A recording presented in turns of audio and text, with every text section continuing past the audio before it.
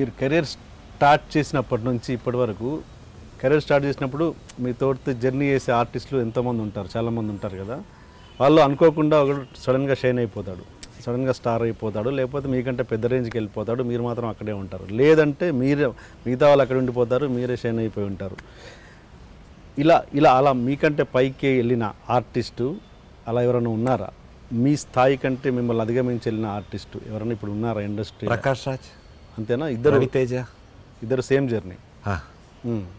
అంటే నేను already star అయినప్పుడు రవితేజ ఇంకా సైడ్ క్యారెక్టర్స్ వేసాడు. కానీ ఇప్పుడు తర్వాత నేను ఆల్మోస్ట్ ఒక రేంజ్లో ఆగిపోయాను.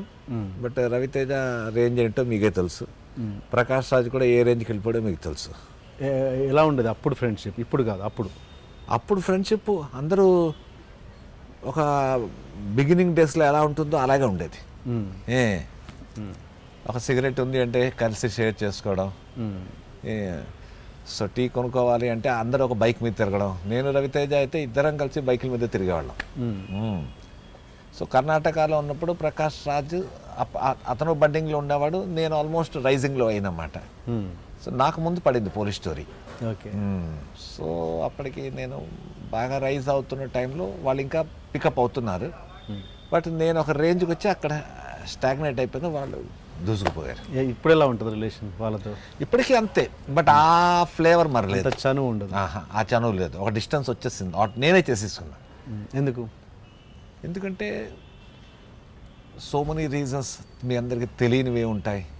నేను ఒక స్టార్డమ్ వచ్చింది.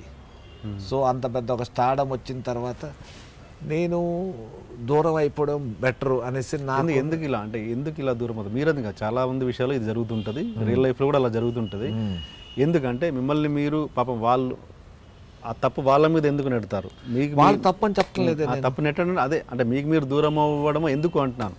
ఎందుకంటే ఒక స్టార్ రేంజ్ మారిన తర్వాత వాళ్ళకున్న ఫ్రెండ్ సర్కిల్ మారిపోతుంది.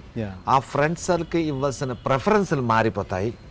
ఇంతకు ముందు అతనితో మేము ఉన్నప్పుడు నాతో ఎలా ఉన్నాలో ఇప్పుడు అలాగే ఉండాలి నేను ఎక్స్పెక్ట్ చేయడం అన్నది నా ఫులిష్నెస్. కుదరదు కూడా. సో న్యాచురలీ దూరం అయిపోవడం, దూరం అంటే ఎప్పుడో హాయ్ హలో అన్నది ఉంటుంది. బట్ ఎప్పుడో మేబీ ఇప్పుడు మా సినిమా ప్రమోషన్కి నేను రవి దగ్గరికి వెళ్ళాను. రవి దగ్గరికి వెళ్ళి చెప్పాను, అబ్బాయిని హీరోగా చేస్తున్నాడు కాబట్టి ఒక బయట కావాలి అని. సో తను ఇమీడియట్గా బయట ఇచ్చాడు, ఓకే అనేసి. సో అవన్నీ ఉంటాయి తప్పిస్తే ఆ క్లోజ్నెస్ ఉండదు. ఎస్, ఎప్పుడైతే స్టార్డమ్ కానీ సొసైటీలోని ఒక స్టేటస్ కానీ ఫైనాన్షియల్ వయబిలిటీ కానీ ఇవి తేడా ఎప్పుడైతే వస్తుందో ఒక కొంచెమైనా ఆలోచన ఉన్న వ్యక్తి అయితే ఎక్కువ డబ్బున్న వాడి దగ్గర నుంచి కొంచెం దూరం ఉండడం ఎప్పుడూ బెటర్ అనిపిస్తుంది. నా మెంటాలిటీ వాళ్ళకి. మేబీ అదర్ సంగతి నాకు తెలియదు, చెప్పను కూడా. మీరు పైకి ఎదిగి అక్కడే ఆగిపోయి ఉన్న ఆర్టిస్టులతో మీరు టచ్లో ఉంటారా? ఎస్. అంటే నేను స్ట్రగల్ చేసినప్పుడు ఇద్దరు ఉన్నారు. సునీల్ సిన్హా అనేసి ఒకడు, వాడు హిందీలో ఉన్నాడు. రాఘవేష్ ఆస్థానా అనేసి ఒకడు, తను ఇప్పుడు జీటీవీలో ప్రోగ్రామ్ డైరెక్టర్గా ఉన్నాడన్నమాట బొంబేలో. బొంబే నుంచి మొన్న ఢిల్లీ వచ్చాడు. సో వాళ్ళు నాతో పాటు స్ట్రగుల్ చేశారు హిందీలోని ఆర్టిస్ట్గా, but could not come up. కానీ నేను ఇప్పటికీ వాళ్ళతో టచ్లో అలాగే ఉన్నాను. సో నేను అలాగే ఉన్నాను, వాళ్ళు ఏదేం చేసినా నన్నే పిలుస్తారు. సో ఆ పిలుపులో ఒక వేరియేషన్ నేను మెయింటైన్ చేసుకున్నాను. ఇప్పుడు మంచి ఫ్రెండ్ అయితే ఏంట్రా ఏడన్నా నువ్వు ఇక్కడ వచ్చి చావు ఇలా పిలుస్తాం, క్లోజ్నెస్ ఉంటే. సో వాళ్ళతో నాకు అలాగే ఉంది ఇప్పటికీ. ఎందుకంటే ఇలా బడ్డింగ్ అప్పుడు కలిసే ఉంటాం కదా. నిదే ఎంత ఉంది, 2 రూపాయలు ఉందా, ఇలా వీడిది ఇంతమంది కలిసి సాయంత్రం ఒక 9 రూపాయలు అయింది అంటే చాయ్ టిఫిన్ అనేది కలిసి తింటాం. అప్పుడే ఒక మీలోని తెలియకుండా ఒక లవ్ డెవలప్ అవుతుంది. అది వాళ్ళతో ఉంది ఇప్పటికి. నేను ఇప్పుడు ఈ స్టేజ్కి వచ్చేసిన వాళ్ళని వదలటం లేదు. I'm very well in touch.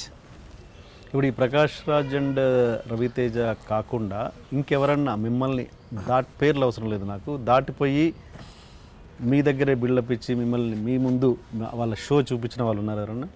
నా ముందే బిల్డప్ ఇచ్చి షో చూపించి అంత వాళ్ళ పుట్టుపూర్వతలు అన్నీ మీకు తెలుసు. పేర్లు ఎలాగో అక్కర్లే కదా, అవసరం లేదు. పేర్లు అక్కర్లేదు అన్నప్పుడు ఉన్నారు లేరు ఏది చెప్పినా కూడా no, it hardly makes. At least incident share చేసుకోండి. అనేది పేర్లు ఏం చెప్పకండి, ఇన్సిడెంట్ షేర్ చేసుకోండి. లేరు.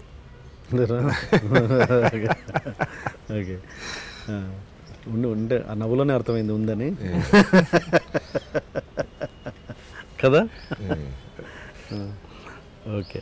For more videos, subscribe to iDream. For best entertainment and information, please subscribe iDream. Please subscribe to iDream. For more videos, please subscribe to iDream. For more videos, subscribe to iDream. For more interesting videos, please subscribe to iDream. Hi, this is Anil Ravipudi. For more videos, please subscribe iDream Media. This is Manjula. For more videos, please subscribe iDream. For more videos, please subscribe to iDream channel. Don't miss it.